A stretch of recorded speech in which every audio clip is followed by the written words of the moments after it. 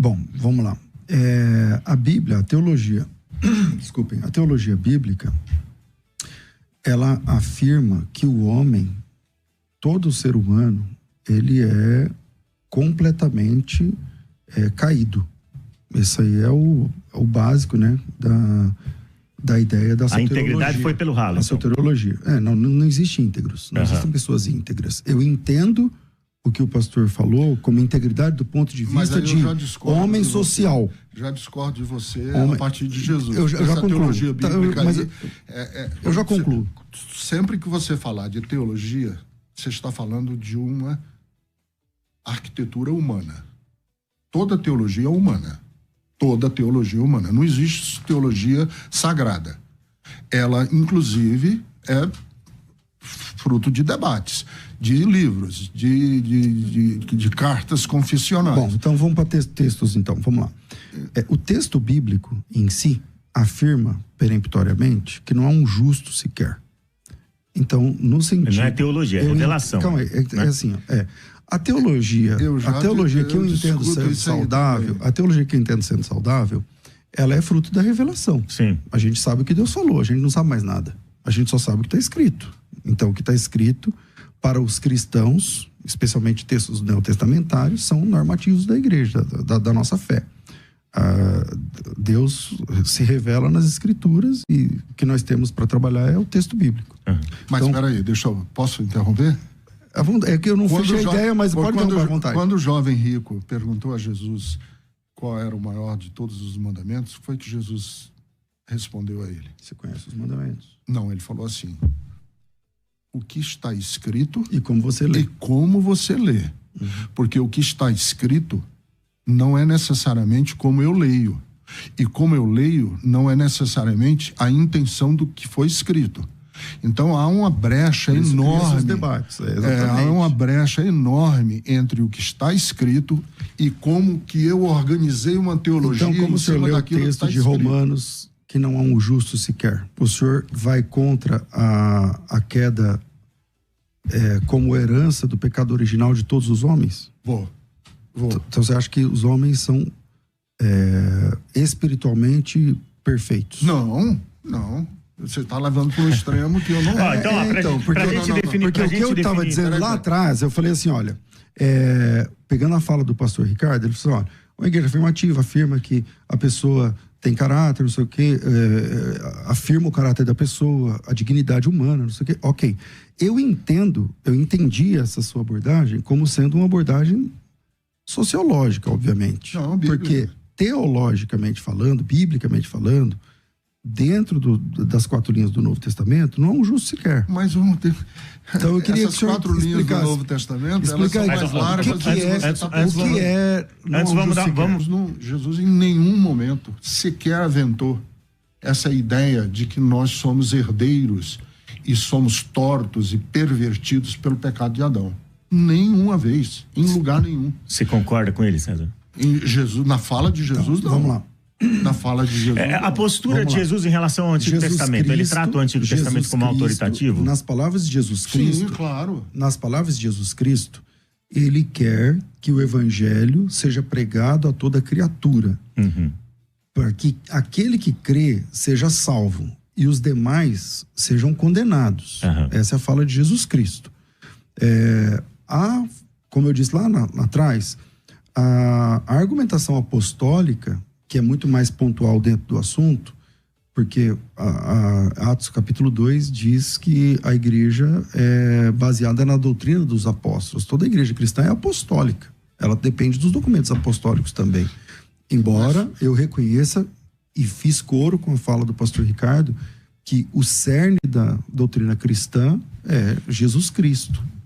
Mas a doutrina da igreja passa pelos apóstolos. O que eu tinha dito antes é que dentro do Novo Testamento, em Coríntios, por exemplo, que é o texto mais forte, até Romanos também, né?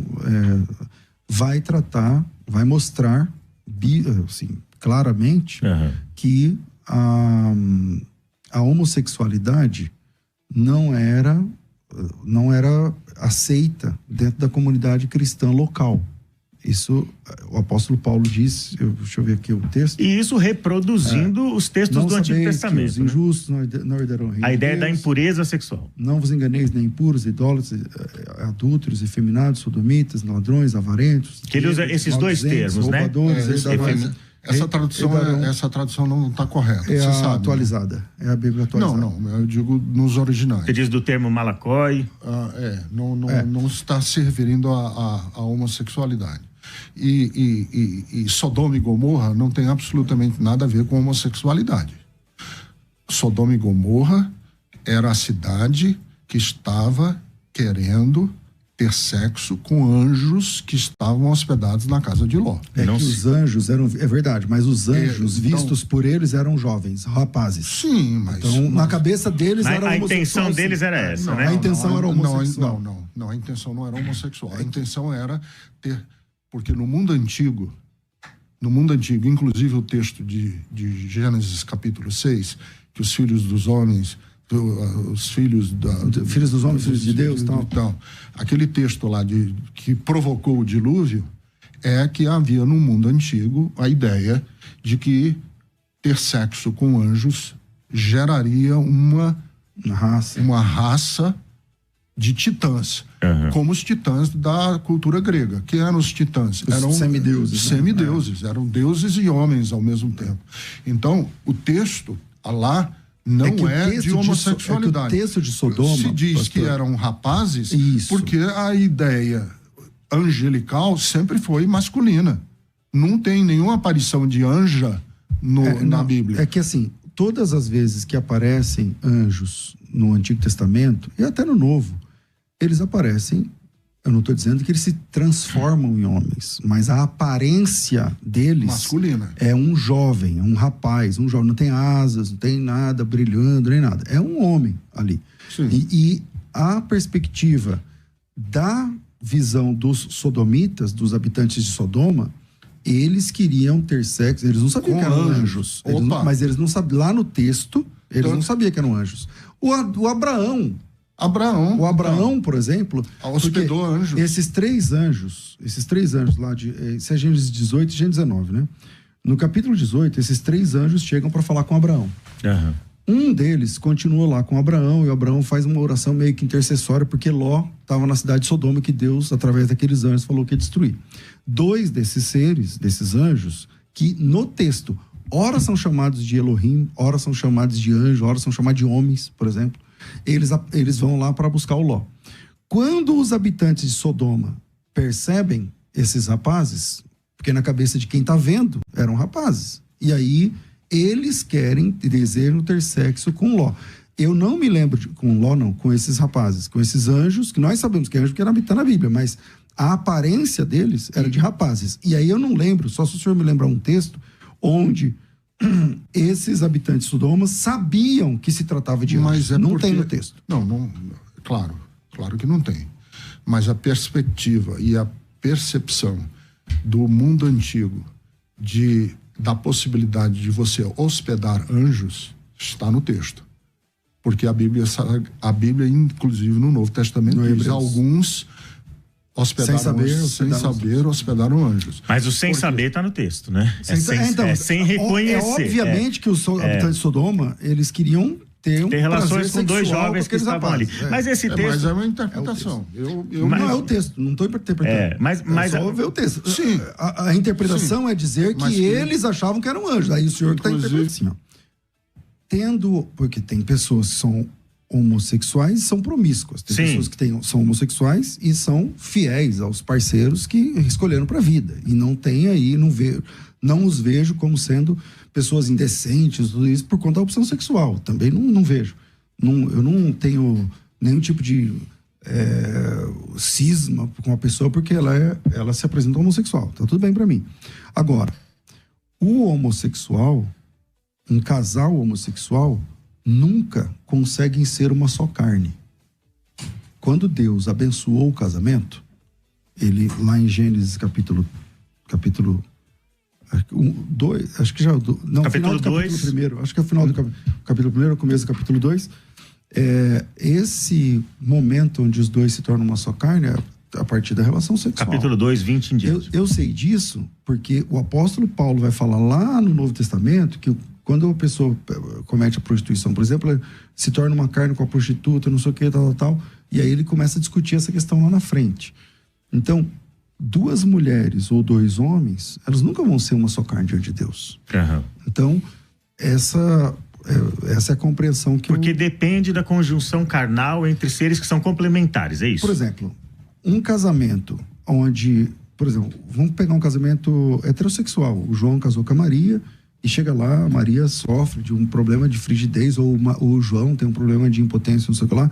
Ela consegue, por exemplo, cancelar o casamento. Porque o sexo dentro do casamento é importante. Uhum. Dentro da lei, inclusive. Agora, como não vejo que é possível que duas pessoas do mesmo sexo se tornem uma só carne biblicamente, então eu entendo que os textos, tanto do Antigo Testamento quanto do Novo Testamento, continuam valendo até hoje. Paulo fala dos alcoólicos. Paulo fala que eles não herdarão o reino dos céus. No mesmo texto lá. Sim, sim.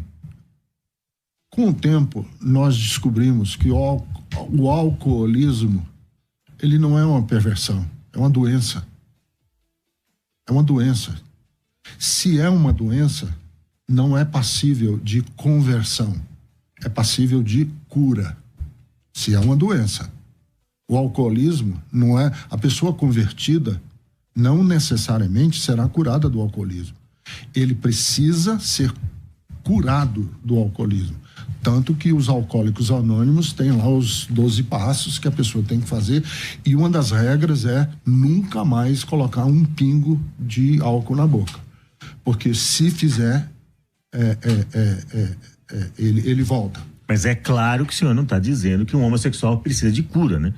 Eu estou dizendo exatamente isso. Com o tempo, se você disser assim, lá no século I, século II, havia essa percepção.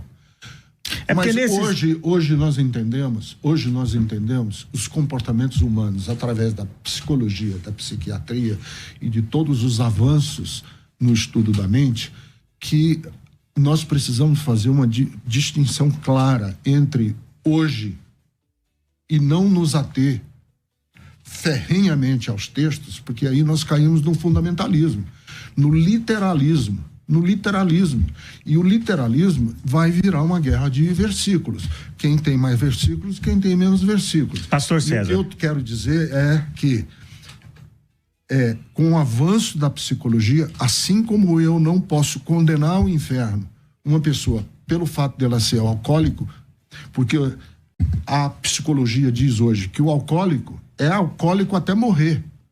E ele só evita o alcoolismo se ele for um abstêmio. E aí, pastor radical. César, como que a gente lida com isso? Porque aí ele tá descrevendo o desenvolvimento de uma ciência humana como perigoso, impondo o significado à escritura. Perigoso, porque... Não, impondo não. Em diálogo, não. Em diálogo... Não tá impondo, mas assim, ele tá propondo. Mas é que assim, quando você vai com esse óculos para esse mesmo texto, lá também fala de roubadores. O cleptomaníaco também é uma doença. Então, a cleptomania, né, isso. também é uma doença. O mentiroso, a mitomania também é uma doença. Então, tudo vai ter um CID hoje em dia. Tudo vai ter um CID, um código lá na Organização Mundial de Saúde. Uhum. Assim, então, isso aí também... Então, o que eu tenho... na minha leitura, pastor, nesses textos, eu tenho que trabalhar como textos normativos. Aqui no texto está dizendo que é normativo. E aí o senhor disse assim anteriormente... Você não pode ler o texto fora do contexto, que é o básico, né, da exegese bíblica. E Paulo trata tudo como conduta, né? O texto fora do contexto vai gerar pretexto de heresia. Porém, o texto, no seu devido contexto, termina falando sobre o reino de Deus, que as pessoas não herdam o céu. Então, isso, em minha opinião, é atemporal. Ele não está falando de alguma coisa para uma cultura de uma época, não sei o quê, porque ele está dizendo, quem vive assim ele tá não herda aquela cultura. O reino. Carta é dirigida especificamente a uma igreja. Mas por que está traduzida na nossa Bíblia? Hã? Por que está traduzida na nossa Bíblia? Aí vamos entrar num outro Então, debate que agora é sobre nós temos e o Conselho de Nicéia e como que o imperador pagou os bispos. Isso que é verdade. Vamos para outro programa.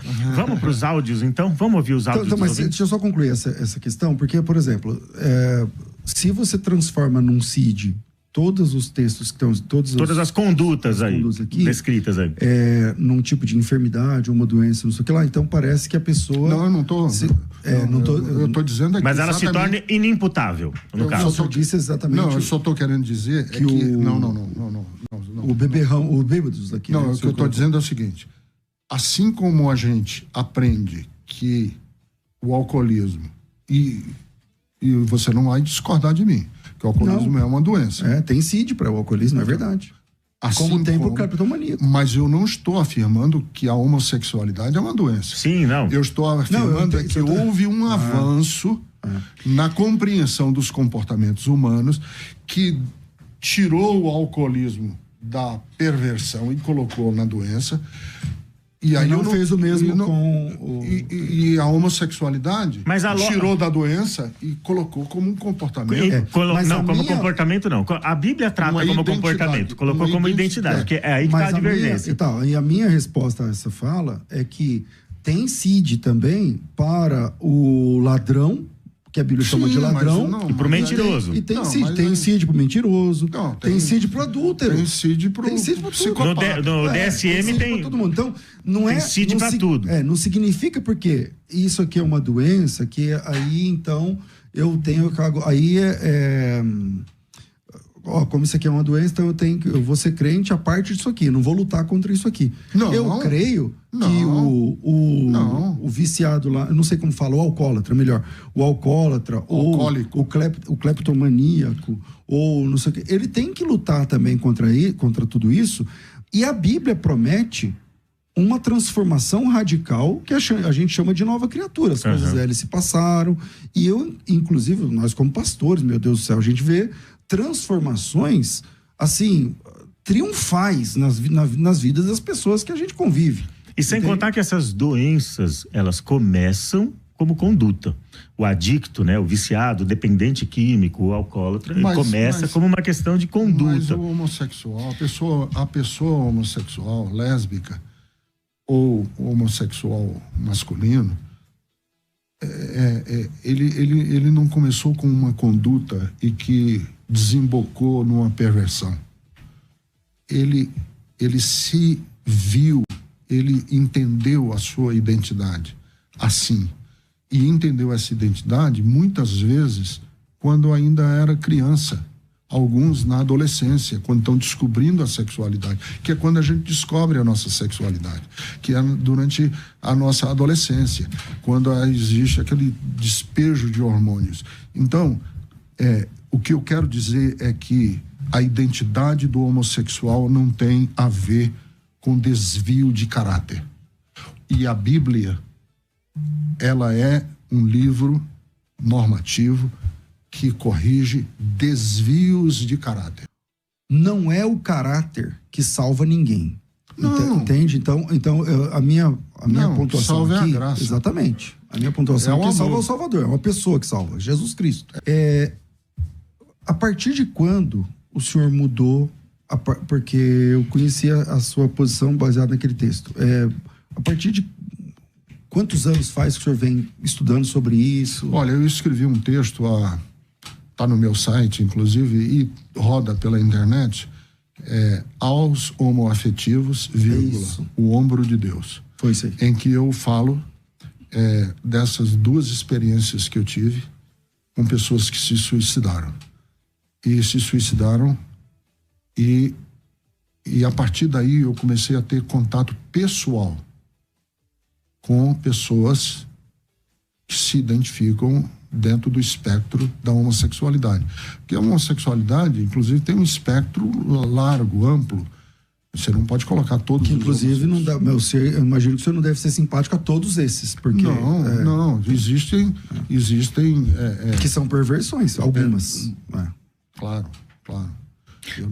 Pastor Gondim. Então, deixa eu dizer, eu mudei quando eu comecei a conversar com as pessoas que amam Jesus amam Jesus, são crentes, salvos, e que conversando comigo, disseram: Ricardo, eu amo Jesus, quero ter um espaço na igreja, sou homossexual, estou casado, e o que eu faço?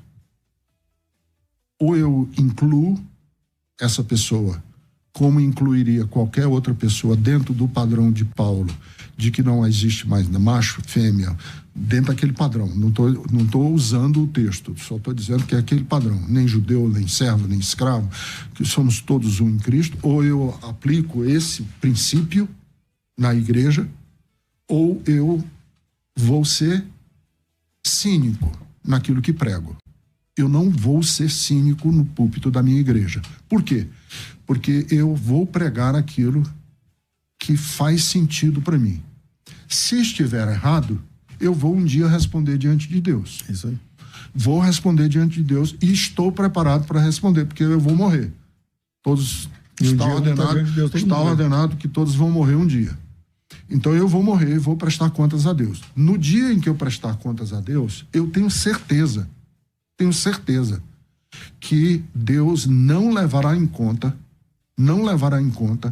a minha capacidade de ser hospitaleiro. Hospitaleiro não no sentido da hospitalidade clássica. Da hospedagem. Da hospedagem. De eu abrir uma hospitalidade dentro da minha mente e dentro dos meus conceitos e dentro do quadrado das Escrituras, que esse é o conceito mais amplo de hospitalidade. O que é? Eu vou relevar certas e determinadas questões que são caras para mim em nome do amor. E aí você diz assim, mas isso pode em nome do amor? O senhor tem essa autoridade na Bíblia, por exemplo? Eu tenho. Porque o amor é maior do que a justiça. Se amor e justiça fossem duas estradas em direção ao infinito, a justiça pararia em algum ponto dessa estrada e a misericórdia e o amor seriam para sempre, porque a benignidade de Deus é para sempre. Então eu não tenho dúvidas que eu, em nome da exclusão ou da intolerância ou da pureza contra o pecado, eu excluir pessoas e ser conivente com mortes, porque a igreja evangélica nesse país está com as mãos sujas de sangue por não ter aceitado, por ter excluído, por ter discriminado, e muitos filhos de pastores estão hoje na rua, homossexuais, promíscuos, se prostituindo, porque o pai botou para fora de casa. Não é possível alguém falar em nome da igreja. Falar assim, a igreja tem que fazer uma... Por quê? Porque tem igrejas e igrejas, tem pastores e pastores, abordagens e abordagens, teologias e teologias, histórias e histórias. É muito complexa essa Mas no questão. grosso modo a igreja errou muito em relação a isso? Que igreja está falando? É difícil, eu não estou nesse ponto para falar em nome disso. Eu não falo, eu falo em nome de meu próprio nome só. Então, eu falo por mim, nunca destratei uma pessoa, nunca... Embora eu entenda que esse comportamento seja condenado pelas Escrituras. Então, na Bíblia Sagrada, isso está textualmente vinculado a uma perícope que fala sobre salvação. Eu não estou falando, mas naquela época, porque os gregos, porque não sei o quê. Tudo bem, eu entendo que o texto se acomoda dentro da cultura, língua e tempo em que foi escrita, porém, o texto no qual essa perícope está colocado, ele está falando sobre salvação eterna, sobre ir ou não para o céu, entende? Então, isso é difícil. Se ir ou não para o céu e a graça alcançou? Então, se a graça alcançou, ele está salvo pela graça. Então, vamos lá. Isso aonde a Bíblia diz naquele texto lá que a graça alcançou, pastor? Essas pessoas. Então, é uma interpretação sua, entende? Vamos dar um passo atrás. Existem basicamente 6 textos na Bíblia que falam sobre a homossexualidade. Na minha opinião, esses textos estão vinculados a relações de poder e a paganismo cultico, prostituição cultica. a mim. Quando Paulo fala em Romanos, ele está ali falando de comportamento de prostitutas culticas. Capítulo 2 de Romanos. Enfim, por que nós estamos discutindo homossexualidade e a gente não está discutindo dinheiro? Então, calma aí. Peraí. Por que nós estamos discutindo homossexualidade e nós não estamos discutindo glutonaria? Obesidade. Mas aqui na Musical FM tem programa para discutir todos esses temas, viu? A gente discute, mas não dá para discutir tudo na mesma hora. Não pode ser na mesma edição. Não dá para discutir tudo na mesma hora. Mas, por exemplo, pastor, essa abordagem. O que eu digo é o seguinte: os seis textos. A necessidade de discutir o texto sobre homossexualidade redunda numa questão só. É que a nossa sexualidade, a nossa pulsão sexual, conforme Freud dizia, ela é determinante das nossas relações de poder. E enquanto uma igreja mantiver esse discurso, ela tem um controle total sobre as pessoas. Por quê? Porque quem tem controle sobre a sexualidade controla tudo. Na perspectiva de Freud, né? Na minha. Então vamos lá. Primeiro, eu acredito que a pulsão sexual é determinante. Existem mais textos falando sobre a proibição da conduta homossexual do que sobre ceia na Bíblia. Não, mas aí agora, é o que eu falei, não vamos discutir guerra de versículos. Não é uma questão de proporcionalidade, né? O senhor disse que não ia discutir guerra de versículos, mas o senhor que trouxe o número de versículos. Não, o que eu estou dizendo. Então, o número de versículos. O que eu quero dizer é que não pode ser para elegemos. Que o número de versículos para nós não é para nós um argumento, na minha opinião, com todo respeito, porque o texto do Sermão da Montanha tem menos do que o texto do... E eles são poucos, mas são claros, né? Exatamente. E esses textos são poucos, mas são claros. O texto claro do Novo Testamento, alinhado com a salvação, em minha opinião, é indefensável. Se o senhor entende que a Bíblia, que a fala de Jesus, então essa ideia... O que está em jogo aqui... A ideia teológica, se eu concluir, a ideia teológica de que tem que ter 3 textos para aquilo, eu sei que o senhor não disse isso, mas não é bíblica. Essa ideia. Não. Essa ideia é uma construção humana. Agora, um texto só já estava bom. Já valida essa. Se ele está alocado num documento bíblico, e aquele documento bíblico está falando de eternidade, um texto já está bom. E a misoginia do Antigo Testamento? Então, mas a desvalidação da mulher. De verdade, a gente pode... tratar esse assunto. Não, a gente pode trazer assunto, mas não é esse tema que nós estamos tratando. Não, mas o que eu estou dizendo é o seguinte: é que se não é esse tema, por que é que se é rigoroso em um só texto? Porque esse um só texto que eu estou usando é do Novo Testamento falando de salvação. E o texto que o senhor está falando não é. E a gente é, a modo geral, leniente com outros textos que são mais incisivos ainda, e a gente fala, não, isso aqui a gente tem que interpretar. Não, isso aqui a gente tem que levar em conta. Usando como, isso aqui a gente eu entendo seu argumento, mas o senhor está usando um texto que não é incisivo do jeito que o senhor está falando que é. Apedrejar adolescentes em praça pública calma aí. porque foram desobedientes ao pai, está lá em Levítico. Então, calma aí. De verdade, a gente pode uma hora tratar esse assunto sem problema, mas eles apedrejar não são. Um adolescente que foi desobediente aos pais eles não em praça pública, está na Bíblia. Então, mas eles não são. O senhor aí é relativizar. Então, não estou relativizando, não. O senhor está pegando um texto que não é o tema do assunto. Não, eu só estou dizendo que... trazendo como se... Mas se assim, a gente usar essa regra e essa régua, nós temos que usar que o senhor está diante de um texto bíblico alocado numa perícope que fala de salvação. E salvação é pela graça, e você está atrelando salvação a uma identidade. Não, quem está atrelando salvação à identidade é o texto. Agora, o texto diz assim, meus queridos, essas pessoas... A salvação é pela graça, não vem de vós, e quem salva é Jesus. Verdade. Mas o texto... Agora eu quero aproveitar, nós estamos partindo para o segundo fim do nosso programa. Que não são dignos do reino de Deus, entende? Então eu entendo aqui como salvação, quem não é digno do reino de Deus, nós estamos partindo aqui